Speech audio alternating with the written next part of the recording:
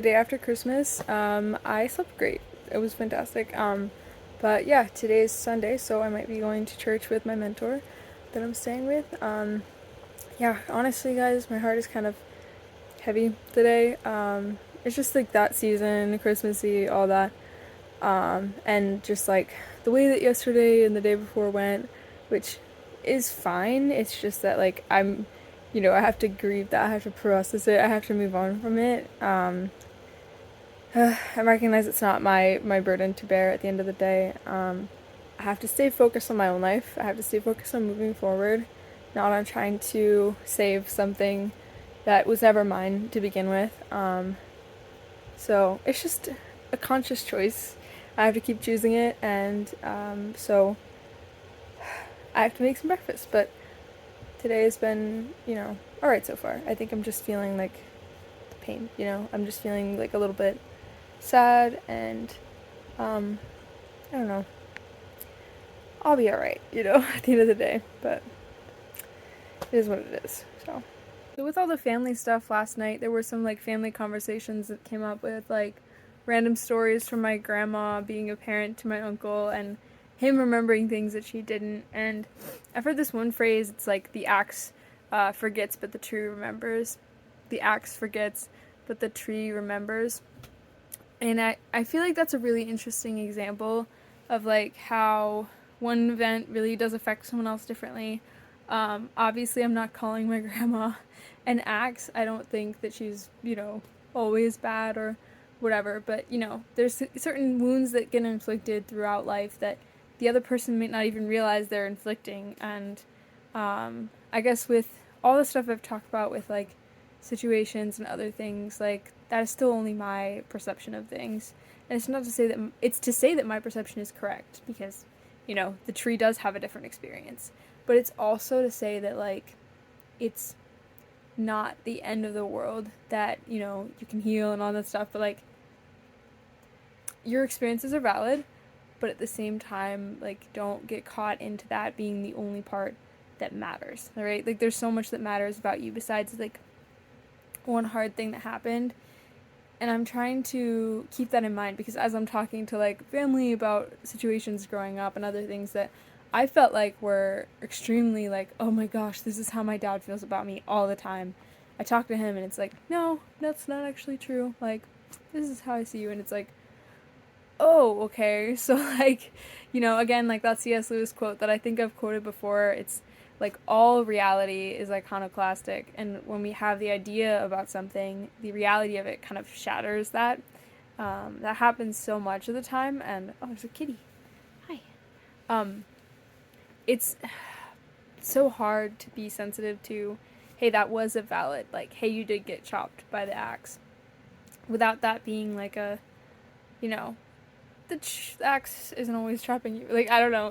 That's a really bad analogy for what I'm talking about here, but like, reframing my experiences in the broader scope of understanding my parents as their whole beings is really, really helpful for not for validating my experience because like telling them, hey, this is how I experienced that, but also recognizing that, hey, like that might not have been their intention at all, So having grace is a really important thing, and being totally fine with everything that not fine, but like accepting reality of this is what happened in the past and this is how it's affecting me now. So I'm going to behave in this way. And so by explaining, not necessarily that I have to explain myself to other people, but just knowing myself and knowing how things have affected me, and recognizing that my perception isn't always what was intended. I'm rambling about this, but like basically, it's been cool to see the ways that I've only seen part of the picture and talking to parents as adults to see, hey, this is what you actually meant by that, or hey, this is what you actually intended there. I'm not saying this is not advice. This is not life advice at all. This is just how I'm experiencing this phase of my life with my parents and how this is affecting me right now. It's something that maybe I wish I'd learned sooner, how to communicate with my parents while kind of having a not necessarily like a filter, but kind of a, hey, what did you mean by that? Because I'm understanding it to mean this, instead of just being like, well, that's what they meant. That was what they meant to hurt me by saying it that way. Because like my parents have very different like ways of thinking, ways of being that I don't always understand, and so when I take one thing that they said and it becomes the only important part from what they said, that's really just a reflection of my own trauma, not necessarily a reflection of their intention.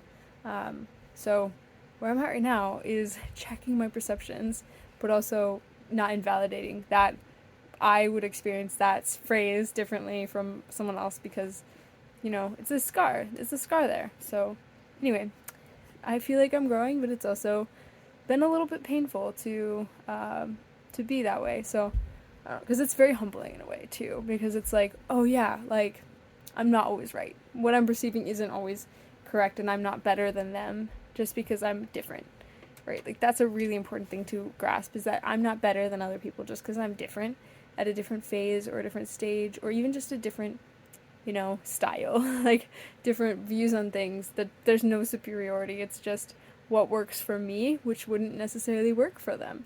But yeah, that's gonna be for me for now. I'm actually gonna go head over to my parents. I went to church this morning with my mentor, and that was really sweet. They talked about surrender, and I was like, oh, this is so good, because he talked about how, it does cost something, it is meaningful, and it gives us hope. It gives us a love for the people that we're serving when we surrender and give something meaningful. I don't know, surrender is such an interesting word. We can talk more about that another time, but I am probably going to head over, and I brought some running clothes, and so it's nice weather. I might go for a run with like my sister.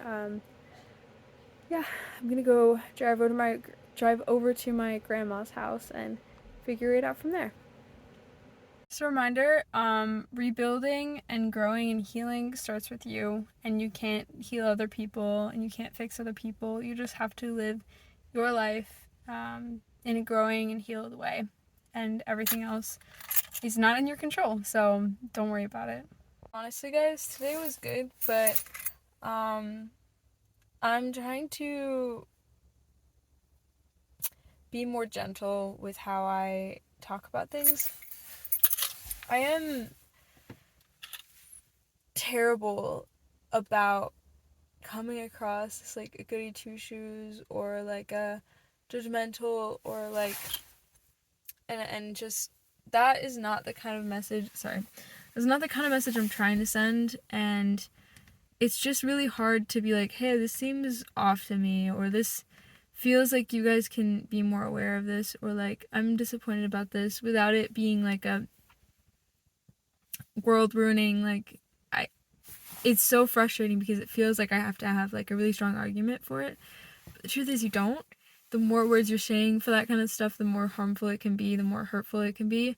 But honestly, like really what I want to convey is that, hey, like you guys have worth. And I use the analogy of like the summer internship, where the first one was this like I felt horrible and completely worthless, and I wasn't getting any value from it. I was treated like I was worthless. They were just using me to get what they wanted.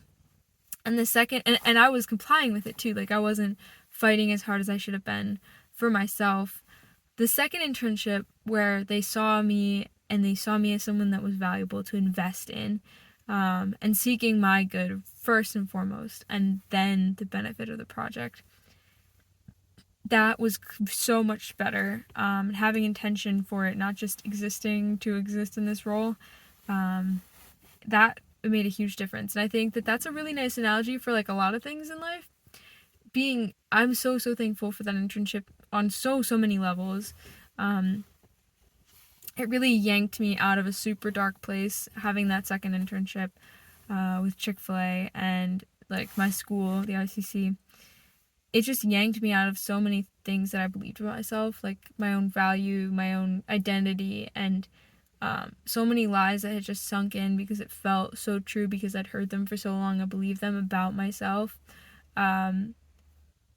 It's just like, it's crazy how much of a difference your identity makes with these things. It was almost like someone had sat me down and put a crown back on my head and been like, hey, yeah, like this is who you actually are. Like, don't. And that's such a cheesy example. It's like it's such a cheesy example to be like, oh, like, I'm a princess, let me put my crown back on, pick up your crown, you know, that like stereotype of like girl boss, like pick up your crown, put your crown back on, like, but it's like, it's kind of true sometimes. Like, I genuinely forget that I am somebody worthy. Like, it helps to have such a dramatic analogy of like, hey, let me gently replace that crown on your head and be like, hey, you know, like, you are beautiful and valuable and all those things that are true, but you forget so much of the time.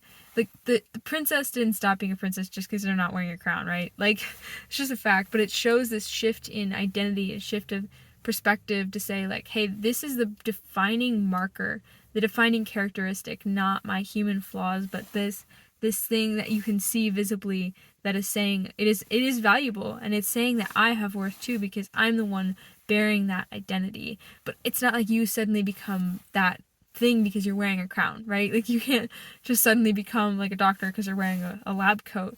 But it's like, it's such a helpful indicator and reminder that like the truth is still true even if you don't remember it, but it's also so important to have someone sit you down and remind you of it.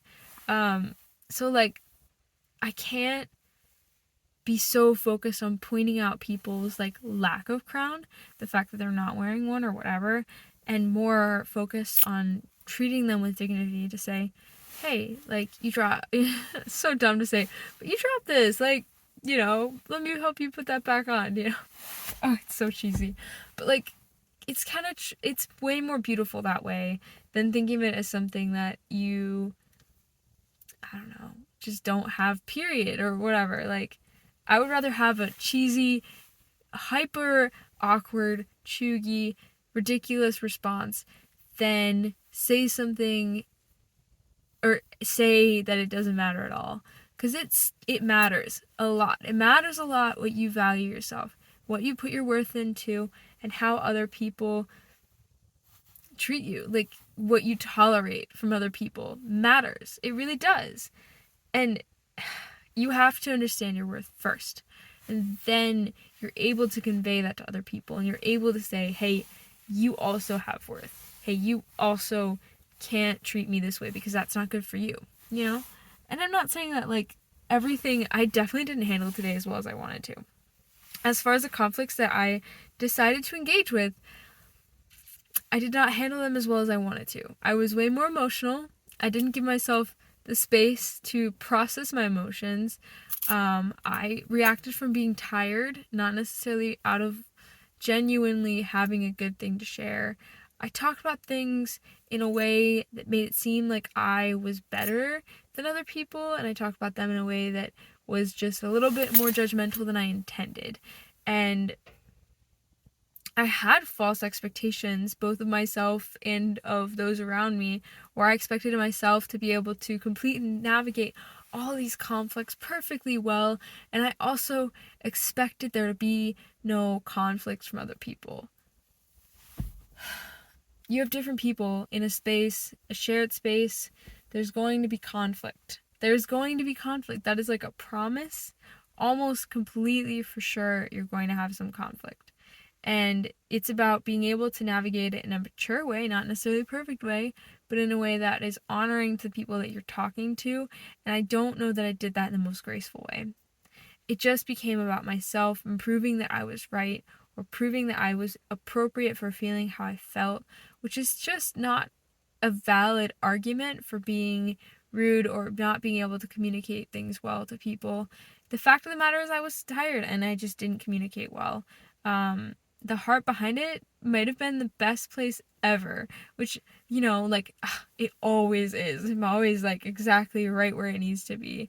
But I didn't communicate it, and I didn't communicate it in a way that was loving. And so I'm very ashamed of that. I'm very frustrated by that. I won't say I'm feeling shame, but just like the fact that, you know, I'm confronted by my own inability to convey ideas in a way that can contribute meaning, you know. It's just really frustrating, but also humbling in a good way. Like, I need that kind of humility, and it's just, I want to be able to grow in it, and I want to be able to learn more about it. I love my family so, so, so much. And I love my friends so, so, so much. But I think all of them can attest to the fact that I don't handle that kind of confrontation well. And I don't handle it being given to me as well as I want to. And I've grown a lot in that. But that is only by people being so patient with me. Anyway, I've rambled enough on this, but I am disappointed by today. And I know that there are better ways to handle it than how I handled it. But the fact of the matter is, I still handled it at the end of the day, and I can still say that that is better than being completely passive and shutting down, which I basically still did. I'm honestly, like, really disappointed. But again, expectations, perfectionism is still carrying through, even in the conversations that I'm having that are difficult. And, like, I've had some good conversations that were difficult lately. And so I guess it's really hard to hang out with people that you haven't seen in a really long time and have normal positive interactions. It's really hard to try and navigate any kind of conflict, and I really shouldn't have tried. Like, I really shouldn't have been trying to conflict stuff like that much. But apparently I'm just always trying to make conflict. Ugh. I'm just tired, so I'm gonna call it quits for tonight. I don't know how things got so thrown off today, but I know that I can do better next time, and fortunately, there's grace and there's so much room for better conversations in the future. So I'm gonna go get some sleep. It's probably like 11:30 ish.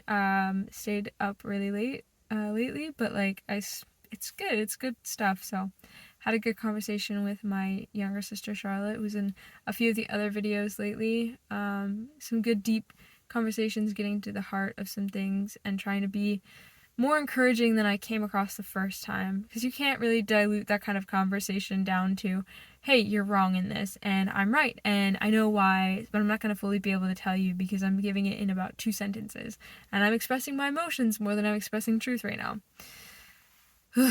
It's exhausting, but it's good. It's important to fight that good fight and still have those conversations regardless of if they go perfectly.